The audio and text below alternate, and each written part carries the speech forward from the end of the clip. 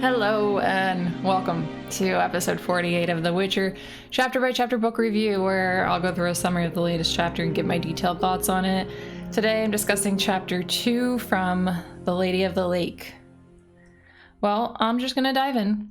Got a kind of long chapter, kind of complicated things to discuss. Kind of. It's not too bad, but it might require a little bit extra time. I'm not totally sure how that is looking right now, but just in case, let's just jump right into it. So I'll give you the recap followed by the summary, and then we're just going to go through the discussion of the things that took place within chapter 2.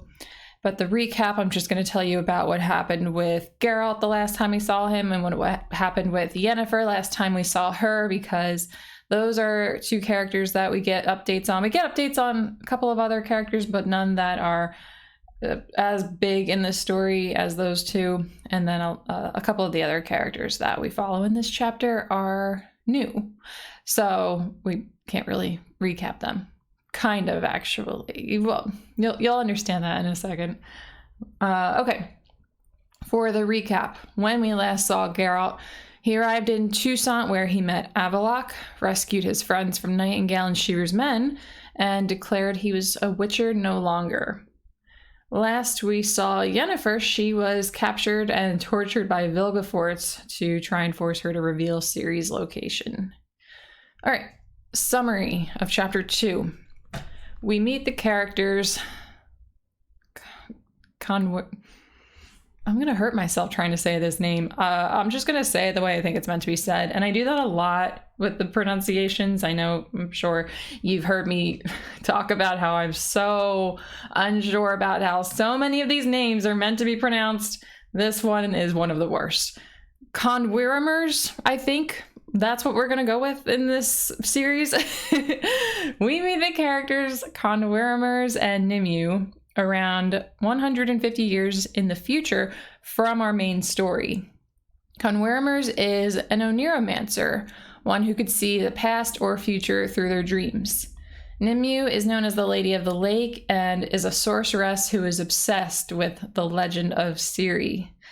Nimue has taken on Conwirimers as her novice to help her fill in the gaps that were never entirely or truthfully explained about the legend of Ciri. Her duties as an oniromancer are to dream of moments that took place within the legend. She dreams of Emperor Emhyr meeting with the false Ciri. She also dreams of Geralt and Toussaint going back to Tir na Bea Arain with Regis, and also having a romantic affair with Fringilla Vigo.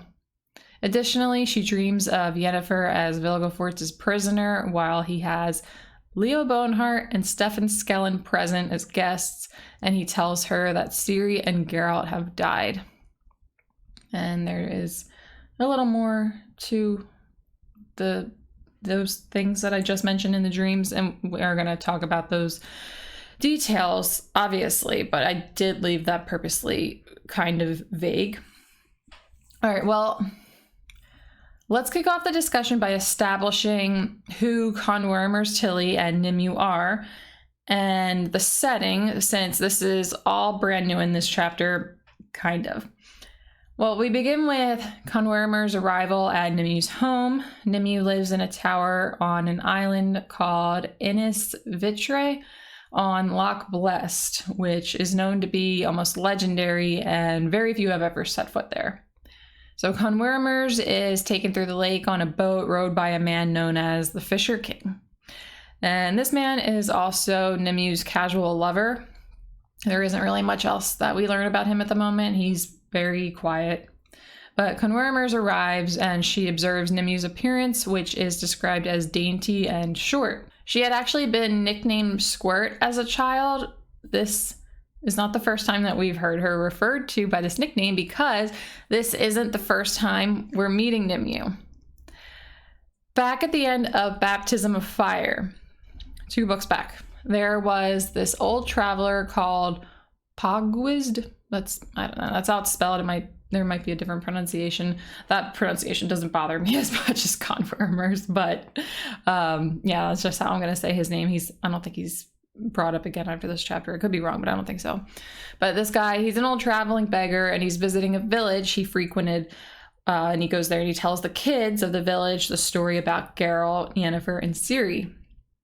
So in that part of the chapter in Baptism of Fire, he asked the kids who they wanted to hear about next, and Nimue was there, and she requested to hear about Yennefer because she wanted to be a sorceress when she grew up. She was inspired by the sorceresses in this story. And it turns out that she did. She did exactly that. So this beggar, his storytelling really left a big impression on Nimue. And not just becoming a sorceress, but it left her with an obsession with Ciri. But we'll come back to her obsession in a little bit. Nimue and Conwermers go inside the tower and talk for a little bit about what parts of the tower that Conwermers has access to. They talk about her oneiromancy talents and why she was the one chosen to be taken on as Nimue's novice. One of the reasons was because she doesn't use narcotics or hallucinogens to divine, which Nimue says she doesn't tolerate. And Conwermer says the only thing that she needs to perform her oneiromancy is a hook or something related to what she needs to dream about, like an item or a picture. Well, Nimue says that that's definitely not going to be a problem, and she shows Conwermers to a room that's filled with pictures of characters like Geralt, Yennefer, Dandelion, and other sorceresses and other characters that are involved in the story.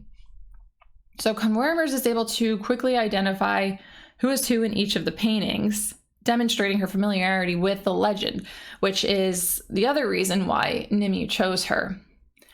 So then Nimue goes on to explain that there are no pictures of Ciri because none have survived that long, and any of the paintings containing Ciri in this room were painted from the artist's imagination. Well, this prompts Conwermers to ask who was in a couple of the pictures that she thought was Ciri. One of them, Nimue points out, is Pavetta, Ciri's mother, as we know, and the other one is the false Ciri, who was given to Emir by Vilgefortz's thugs. This then cuts to the scene where Emir meets with the false Ciri, but I'm not going to go through that right now. I'm going to talk about this chapter a little bit out of order, which so far I've been doing it in order, but up to this point, I'm going to continue going through Conwermers and Nimue's part of the chapter, and then I'll cover the scenes that took place within the main story, like where we follow Geralt, Yennefer, the thing with Emir. So to continue on with Conwermers and Nimue, Conwermers tells Nimue that she loved the story about Ciri, but she eventually started to lose interest for personal reasons, but also because she thought that none of the heroes should die. And I'm really not liking the sound of that, but I won't theorize too much since it's vague. And yes, we've been given other little hints related to this here and there. Hints that a sad ending is coming, but you know what? Until anything is confirmed, I'd rather just leave it be for now. Well, Conwermers is about to explain her beef with how Ciri's story ends until Nimue points out that the ending that is known is not entirely certain. So Conwermers is going to have to try and figure out the real ending through her dreams. And the only context we're provided with here about the ending of the story is when Conwermers looks at a painting, and the painting has a female silhouette on a barge plied by a pole on a mist-covered lake. It's pretty vague, so we're just gonna leave that alone for now. Well, after Conwermers' dream about Emir and the false Ciri, she and Nimue discuss it, and she tells the sorceress about a couple of other dreams that she had that night. So one was an unclear dream about a young man wandering through desolate fields with a bundle over his shoulder, and it's early spring. Another was of a battle known as the Battle of Brenna, which is mentioned a couple of times in this chapter, but we aren't really given any details. Perhaps it was a battle between Nilfgaard and one of the northern kingdoms. And I'm coming up with this idea because of what we hear in this chapter. Maybe it was with Redania, or Nilfgaard against Redania, since she said someone in the dream, in the battle dream, was yelling eagles. And that's the Redanian coat of arms. Plus, Dijkstra secured military aid from Kovir to defend the country from Nilfgaard. but we'll have to see if that's explored more in a future chapter. Well, the days go by, and Conwermers and Nimue continue to discuss her dreams and the purpose of her dreams, and Nimue reiterates that Conwermer's task is to find gaps in the story. One of the examples of a gap in the story that she uses is what Geralt did during the winter time when he was in Tucson, because the story claims that he basically just chilled there and nothing of importance happened. But Nimue doesn't buy it. So Conwermer's dreams of what happened with Geralt, and this is where we get the scoop on Geralt's return to the caves with Regis. He goes with Regis this time, first time he went alone, and his love affair with Fringilla Vigo. So that's totally confirmed.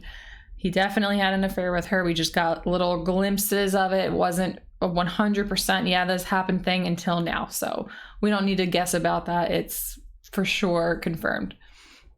So like with the dream of Emir and the false Ciri, we're going to come back to the stuff with Geralt and the cave and Fringilla.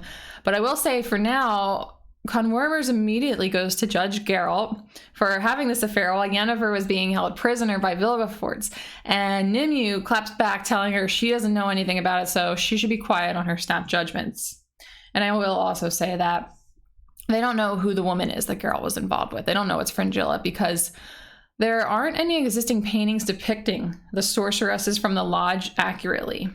Plus, Nimue specifically explains that there are no paintings of Asir of Aranahed, or she specifically says Fringilla Vigo, because Nilfgaard at some point destroyed all the paintings of mages. Well, at least the Nilfgaardian mages. But we do know that it's Fringilla because of her description. Well, there's one day where Conwermers tells Nimue about a dream that she keeps having of only images, but where she feels like a prisoner, and then Nimue brings her to a private chamber after she tells her this, and she shows her an image on a tapestry that depicts Vilgefortz's castle where Yennefer was held prisoner. So Nimue says Conwermers was dreaming of the Tower of the Swallow where Ciri escaped from when she learned that what they wanted to do with her. So there's another little preview, a vague preview, but a preview nonetheless into what happened with Ciri after she went to the elf world. Don't really know much else, but we heard a little bit about it in chapter 1. We're hearing a little bit more about it here. Can't wait to hear that story.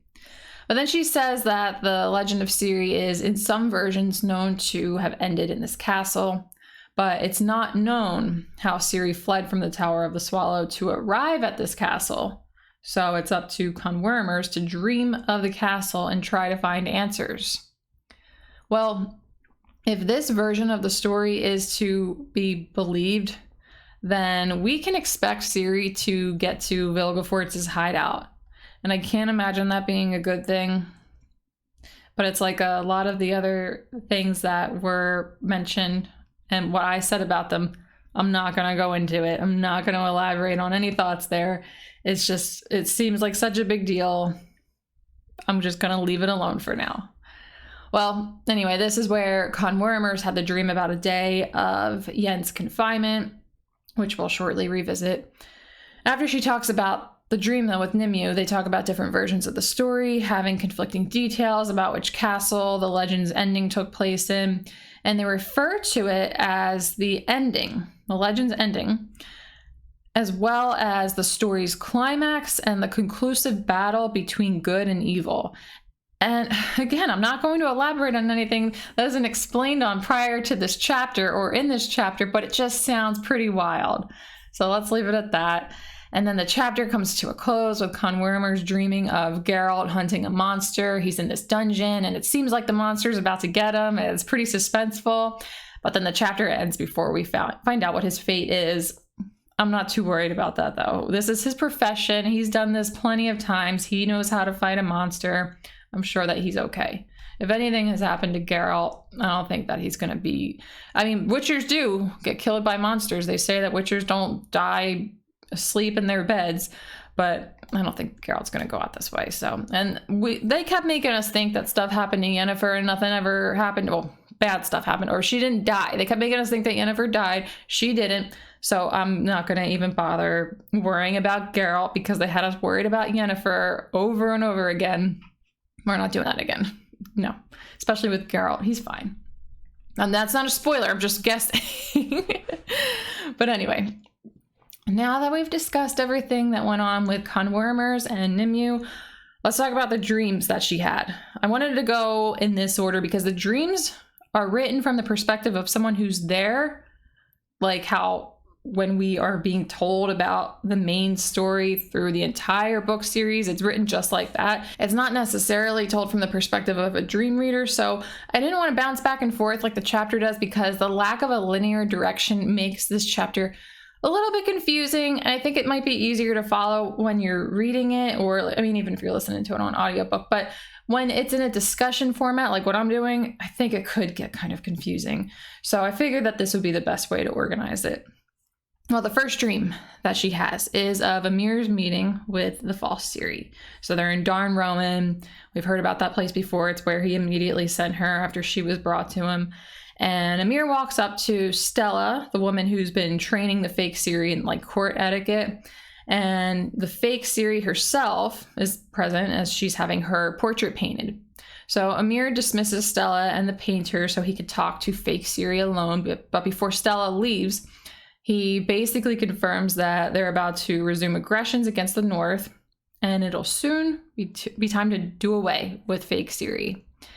He doesn't come right out and say that they're going to have her killed, but it's pretty much implied that they're going to have her killed. Which is why, to me, it's strange that he wants to talk with fake Ciri at all. Like, if she's just going to be killed soon, I don't know why he would want to talk to her, but he does. And at first, the conversation is pretty simple. They're basically just making small talk. But then he asks her what her real name is. And she will only say that her name is Cirilla Fiona. And he gets actually kind of frustrated. But she explains that she doesn't want to say her real name. She likes going by Cirilla Fiona. She says this is because when she went by her original name, she was a nobody. And now she's somebody. And she feels like she actually has meaning. Like, this was a peasant girl before. And now she's being treated like a princess because she's supposed to be passed off as a princess. So when he asks her to make any request of him and he'll grant it no matter what, she requests to stay in Darn Rowan with Stella. Even though he's got plans to get rid of her, he says he's going to keep her word, or I'm sorry, he's going to keep his word, and he's going to let her stay. So I don't know what he thinks he's doing or what he's going to do if he finds the real Ciri, which he's super confident he's going to do. We know, on the other hand, we know that Ciri is in another world. But he is very sure in this moment that he's about to have the real Ciri in his hands because Vassier Dorito has assured the Emperor that it's just a matter of days before they find Vilgefortz, and then they find Ciri because they believe Vilgefortz has Ciri. So yeah, I don't know what his plans are, like his future plans, if he's going to keep her around. That could get messy. I don't think he plans on bringing the real Ciri if he thinks, when he thinks he's going to find her. I don't think he plans on bringing her to Darn Rowan, because that's really far away from like his headquarters in Nilfgaard. But I still, like, you can't have two Ciris running around. It just wouldn't work. But I don't know. He doesn't tell us what his plans are. He just says that he'll keep his word. But the most interesting part of their conversation is the effect that she has on him. So he tells her that he had nothing to do with her abduction, and he instantly regretted saying that. But then he admits that it was his fault, and he asks her to forgive him for it. Asking for forgiveness is an extremely rare thing Ymir does. He doesn't show humbleness. He doesn't show humanity very often. He puts on this emperor-like front all the time. And also allowing her to make any request is very out of character, but she's just got this effect on him, and it won't allow him to maintain this formidable appearance. And he also can't even stand it when she looks at him directly.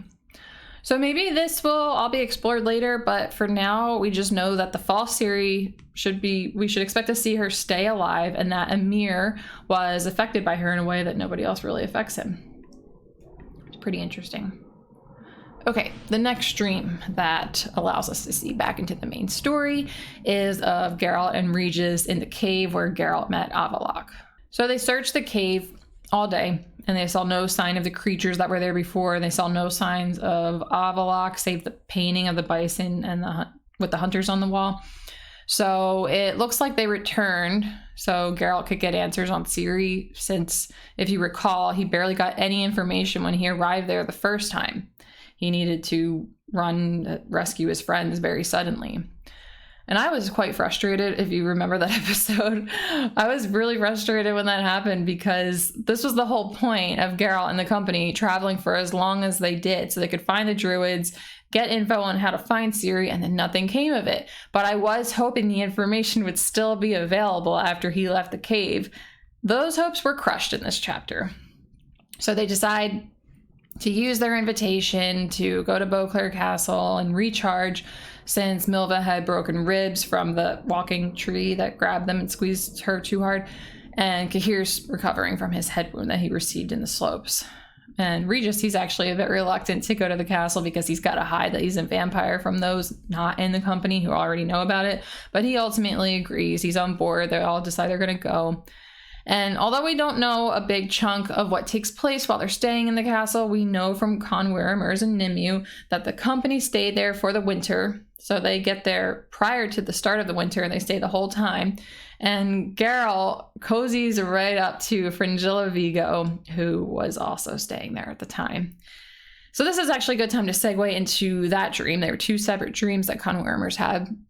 But this one's pretty brief. We basically just witnessed Geralt and Fringilla during a rather intimate moment.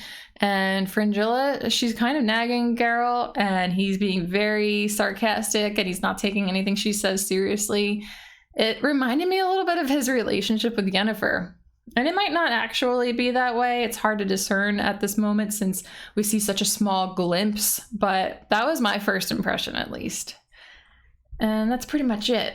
That's like the only thing we get to see about Geralt.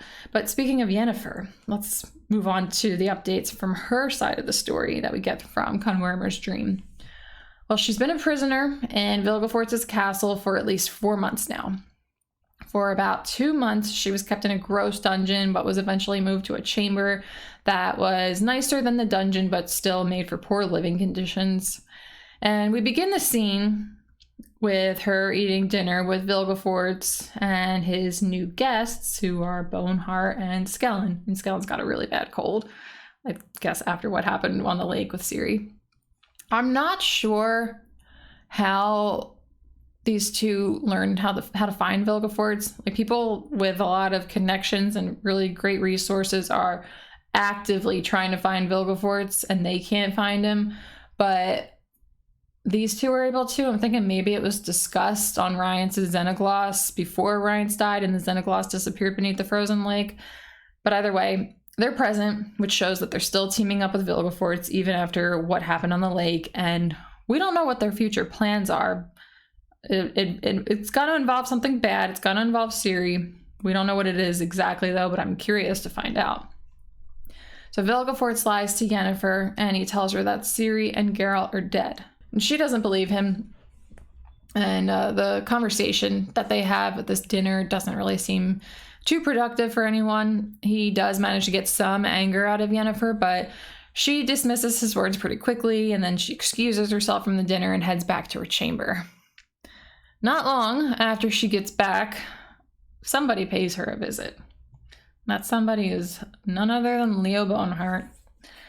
He tells her about how he captured Ciri in Ebbing in September, and that he had her fight in the arena, but she got away from him. So Yennefer is now aware of Ciri's semi-recent location. Not that it probably matters much at this point. I can't imagine how it would. But I thought it was kind of interesting that she got an update on Ciri since Ciri disappeared on Thanedd, because she and Geralt haven't really known anything this whole time. Well, he also tells her how he wishes he could have been the one to have killed Geralt, since he either believes Geralt really is dead or he's going along with Vilgefortz's lie. And she expresses how incorrect she thinks he is to believe that. Then he shows her 3 Witcher medallions to exemplify that he's killed 3 Witchers. Yen tells him, she tells him that he either purchased those at fairs or killed the Witchers when they weren't paying attention or with poison. And this has him angered. She really angered him with her words. And then he tries to attack her and force himself on her. It's pretty disturbing, but she manages to defend herself with a fork she took from dinner and with the sharp sides of the Dimeridium bracelets that Vilgefortz has her wearing. If you don't remember, because it's not mentioned that often, I think the last time it was talked about was chapter 4 of the Time of Contempt. Dimeridium, if you put that on a sorcerer, like a Dimeridium bracelet on a sorcerer, on a mage, they can't perform magic. So yeah, she uses the sides, the sharp sides, to cut him a little bit. So the guards come in when they hear all this commotion, and Boneheart demands that they hold Yen down so he can force himself on her, and then they refuse. They refuse to do it since it's not included in their duties, and because they don't want to end up like Rience or Shirou, since those two crossed Geralt and Ciri, and now they're dead. That's pretty much it. That pretty much concludes the updates on Yennefer. She's still in a bad situation, but she wants to escape. Even after months of suffering, she still wants to get out of there. So hopefully she finds a way to do that, but it doesn't seem that likely. She's got no way of using magic. She doesn't know where the hell she is. Vilgefortz, we know he's very powerful. I don't think he's just going to let her escape. He's told her as much in this chapter, so it's not looking good for her, but I do admire her persistence and her still believing that there's a way to get out of there, because she's been going through it really bad. Like a lot of the characters we love suffered a lot. We've seen it. It's been horrible with Ciri. Geralt has suffered a lot of bad things, although I guess he's having kind of a good time right now with Fringilla, but he's been through it. He's still got that horrible injury in his leg from Vilgefortz.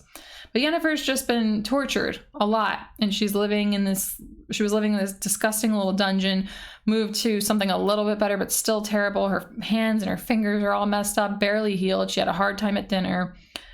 It's really, it's hard to read. Like, and I feel a lot of admiration for these characters. Ciri especially, because she's so young and she's endured everything. And then Yennefer, I mean, she's older. She says in what, chapter 9 or 10 in the Tower of Swallows that she's 94 years old, and she's a mage. You know, she can handle things a little bit better, I guess, but still she's enduring a lot here, and she still wants to escape. So I think that's pretty cool.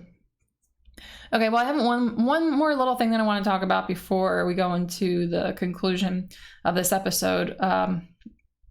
There's this one piece, this one last little note, and I'm adding it at the end of this episode because I couldn't find a better place to enter it in the discussion. I may not always be really good at this, but I try to transition from topic to topic in like a smooth way.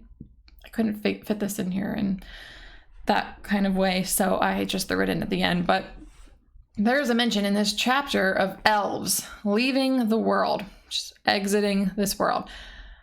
Well, this is how it's said. When referring to the fact that there are no authentic paintings of Francesca Findabair left, Nimue says to Conwermers that when the door opened and elves departed, they took with them every work of art. And the word door, the D, is capitalized. When the door opened and the elves departed.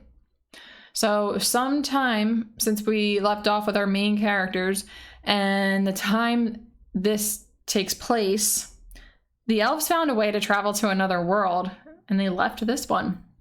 It's not really surprising considering how terribly they're treated here and how unhappy most of them are living among humans. But it's fascinating nonetheless that they were eventually able to travel to another world like Ciri. So maybe Ciri had something to do with making this possible. But that's as much as it is elaborated on. She just kind of casually says, oh, when the door was open and the elves departed.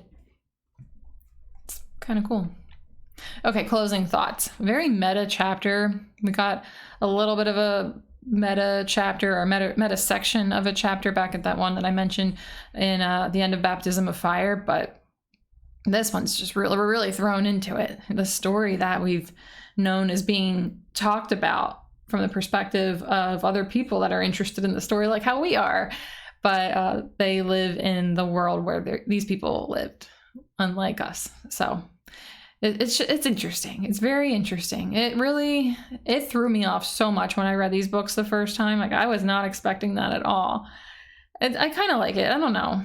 I kind of like it, and it feels weird. You feel kind of taken out of the story. I mean, I guess you have to, based on how it's written, but I think he does it well. I think he wrote this out in a way that makes you still drawn in to what's going on. But it's an interesting choice. And something else that's interesting is that Ciri, in like this, in history, became so legendary. And I guess that it's maybe not that wild. I guess the events were a big deal, like the events of the main story. And she was a princess, so she was well known, and the tales of Geralt's exploits were always told from Dandelion's writing, so he was pretty well known. Plus, Yen's been referred to as famous at least a few times. I guess it's just not that far-fetched for it to become a famous story, but I don't know. It's kind of cool. And looking ahead, it looks like we'll be seeing Conwermers and Nimue again in future chapters. It's not like a guarantee, but the way it was left off was kind of inconclusive with those two. So I think that we can expect to see them again and possibly see how much they uncover and what really happened to Ciri. So I don't know if this is going to be the rest of the book where we're told the story from Conwermer's dreams, or if we're just going to casually, occasionally revisit them. But I think we are going to see them again. And hopefully, however the story is told throughout the rest of the book, we get some updates soon on what happened with Ciri in the elf world, since we just keep hearing little things, little glimpses into what happened with her there, but not enough details to be able to really know what happened. So I want that story told soon, and hopefully Yennefer finds a way to escape. Hopefully. We'll have to see, though. Okay, that's all I have for you. So just to let you know, in case you didn't, these episodes are available on YouTube, Spotify, and Apple Podcasts. Thank you so much for joining, and I'll catch you all in the next episode.